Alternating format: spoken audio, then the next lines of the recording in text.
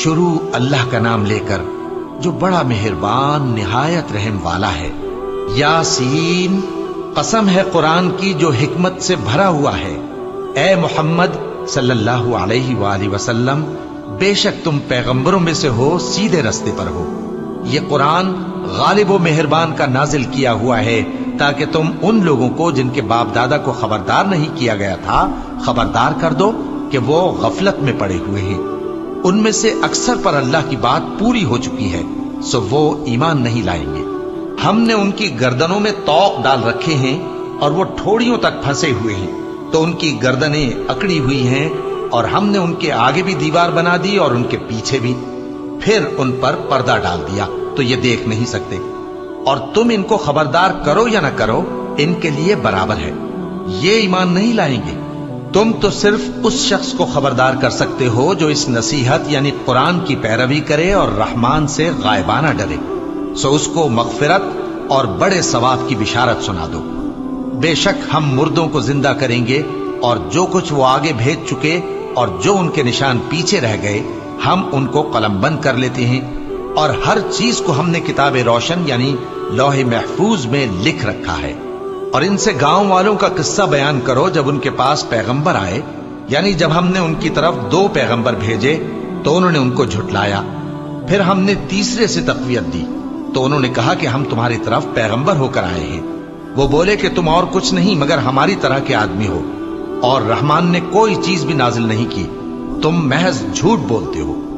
انہوں نے کہا کہ ہمارا پروردگار جانتا ہے کہ ہم تمہاری طرف پیغام دے کر بھیجے گئے ہیں، اور ہمارے ذمے تو صاف صاف پیغام پہنچا دینا ہے اور بس۔ وہ بولے کہ ہم تم کو اپنے لیے منحوس سمجھتے ہیں، اگر تم باز نہ آؤ گے تو ہم تمہیں سنسار کر دیں گے اور تم کو ہم سے دکھ دینے والا عذاب پہنچے گا۔ انہوں نے کہا کہ تمہاری نحوست تمہارے ساتھ ہے، کیا اس لیے کہ تم کو نصیحت کی گئی؟ نہیں، بلکہ تم ایسے لوگ ہو جو حد سے تجاوز کر گئے ہو۔ اور شہر کے پرلے کنارے سے ایک آدمی دوڑتا ہوا آیا، کہنے لگا کہ اے میری قوم، پیغمبروں کے پیچھے چلو، ایسوں کے جو تم سے صلہ نہیں مانگتے اور وہ سیدھے رستے پر ہیں۔ اور میں کیوں اس ذات کی پرستش نہ کروں جس نے مجھے پیدا کیا اور اسی کی طرف تم کو لوٹ کر جانا ہے؟ کیا میں اس کو چھوڑ کر اوروں کو معبود بناؤں کہ اگر رحمان مجھے نقصان پہنچانا چاہے تو ان کی سفارش مجھے کچھ بھی فائدہ نہ دے سکے اور نہ وہ مجھے چھڑا ہی سکیں؟ تب تو میں کھلی گمراہی میں پڑ گیا۔ میں تو تمہارے پروردگار پر ایمان لایا ہوں، سو میری بات سن رکھو۔ حکم ہوا کہ بہشت میں داخل ہو جا۔ بولا کاش میری قوم کو پتا چل جائے کہ میرے رب نے مجھے بخش دیا اور مجھے عزت والوں میں شامل کیا، اور ہم نے اس کے بعد اس کی قوم پر کوئی لشکر نہیں اتارا اور نہ ہم اتارنے والے تھے۔ وہ تو صرف ایک چنگھاڑ تھی، سو وہ اس سے ناگہاں بجھ کر رہ گئے۔ بندوں پر افسوس کہ ان کے پاس جب کوئی پیغمبر آتا تو وہ اس سے تمسخر ضرور کرتے۔ کیا انہوں نے نہیں دیکھا کہ ہم نے ان سے پہلے بہت سے لوگوں کو ہلاک کر دیا تھا؟ اب وہ ان کی طرف لوٹ کر نہیں آئیں گے، اور سب کے سب ہمارے روبرو حاضر کیے جائیں گے۔ اور ایک نشانی ان کے لیے زمین مردہ ہے کہ ہم نے اس کو زندہ کیا اور اس میں سے اناج اگایا، پھر یہ اس میں سے کھاتے ہیں، اور اس میں کھجوروں اور انگوروں کے باغ پیدا کیے اور اس میں چشمے جاری کر دیے تاکہ یہ ان باغوں کے پھل کھائیں، اور ان کے ہاتھوں نے تو ان کو نہیں بنایا، تو پھر کیا یہ شکر نہیں کرتے؟ وہ ذات پاک ہے جس نے زمین کی نباتات کے اور خود ان کے اور جن چیزوں کی ان کو خبر نہیں سب کے جوڑے بنائے۔ اور ایک نشانی ان کے لیے رات ہے کہ اس پر سے ہم دن کو کھینچ لیتے ہیں تو اسی وقت ان پر اندھیرا چھا جاتا ہے، اور سورج اپنے مقرر راستے پر چلتا رہتا ہے۔ یہ اس غالب و دانا کا مقرر کیا ہوا اندازہ ہے۔ اور چاند کی بھی ہم نے منزلیں مقرر کر دی، یہاں تک کہ گھٹتے گھٹتے کھجور کی پرانی شاخ کی طرح ہو جاتا ہے۔ نہ تو سورج ہی سے یہ ہو سکتا ہے کہ چاند کو جا پکڑے، اور نہ رات ہی دن سے پہلے آ سکتی ہے، اور سب اپنے اپنے مدار میں تیر رہے ہیں۔ اور ایک نشانی ان کے لیے یہ ہے کہ ہم نے ان کی اولاد کو بھری ہوئی کشتی میں سوار کیا، اور ان کے لیے ویسی ہی اور چیزیں پیدا کی جن پر یہ سوار ہوتے ہیں۔ اور اگر ہم چاہیں تو ان کو غرق کر دیں، پھر نہ تو ان کا کوئی فریاد رس ہو اور نہ ان کو رہائی ملے، مگر یہ ہماری رحمت اور ایک مدت تک کے فائدے ہیں۔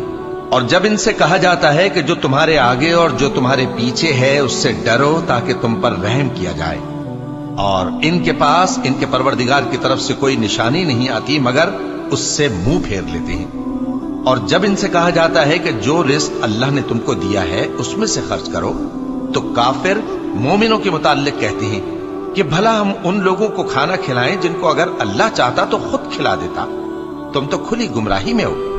اور کہتے ہیں اگر تم سچ کہتے ہو تو بتاؤ یہ وعدہ کب پورا ہوگا؟ یہ تو ایک چنگھاڑ ہی کے منتظر ہیں جو ان کو اس حال میں کہ باہم جھگڑ رہے ہوں گے آ پکڑے گی، پھر نہ تو یہ وصیت ہی کر سکیں گے اور نہ اپنے گھر والوں میں واپس جا سکیں گے۔ اور جس وقت سور پھونکا جائے گا یہ قبروں سے نکل کر اپنے پروردگار کی طرف دوڑ پڑیں گے، کہیں گے ہائے بربادی، ہمیں ہماری خوابگاہوں سے کس نے جگہ اٹھایا۔ یہ وہی تو ہے جس کا رحمان نے وعدہ کیا تھا اور پیغمبروں نے سچ کہا تھا۔ وہ تو صرف ایک زور کی آواز ہوگی کہ سب کے سب ہمارے روبرو آ حاضر ہوں گے، پھر اس روز کسی شخص پر کچھ بھی ظلم نہیں کیا جائے گا اور تم کو بدلہ ویسا ہی ملے گا جیسے تم کام کرتے تھے۔ اہل جنت اس روز عیش و نشاط کے مشغلے میں خوش ہوں گے، وہ بھی اور ان کی بیویاں بھی سایوں میں تختوں پر تکیے لگائے بیٹھے ہوں گے، وہاں ان کے لیے میوے ہوں گے اور جو وہ منگوائیں گے ان کو ملے گا۔ ان کو پروردگار مہربان کی طرف سے سلام کہا جائے گا، اور وہ فرمائے گا کہ گناہگارو تم آج الگ ہو جاؤ۔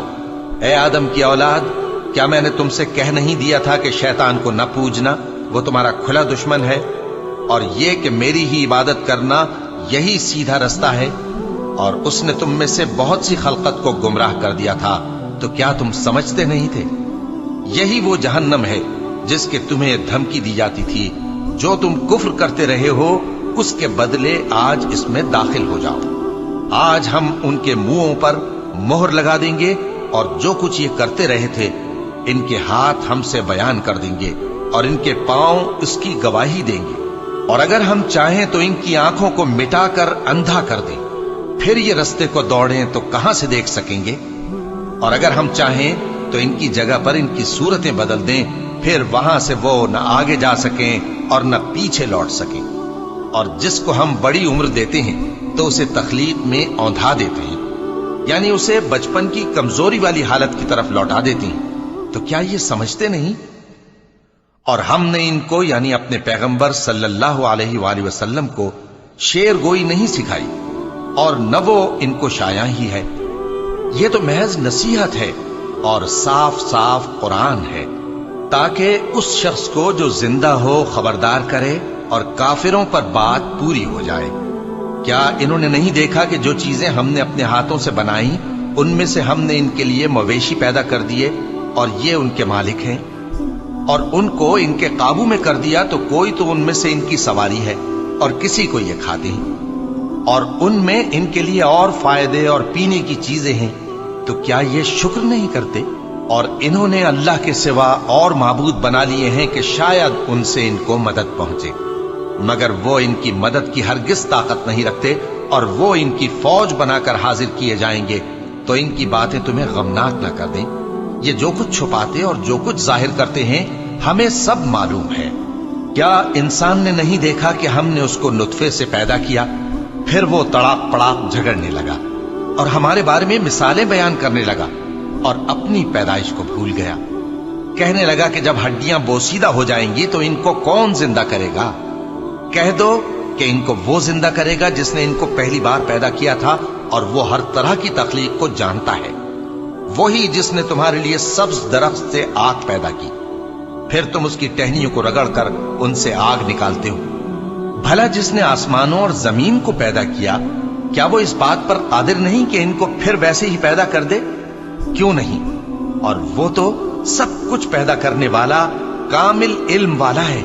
اس کی شان یہ ہے کہ جب وہ کسی چیز کا ارادہ کرتا ہے تو اس سے فرما دیتا ہے کہ ہو جا، تو وہ ہو جاتی ہے۔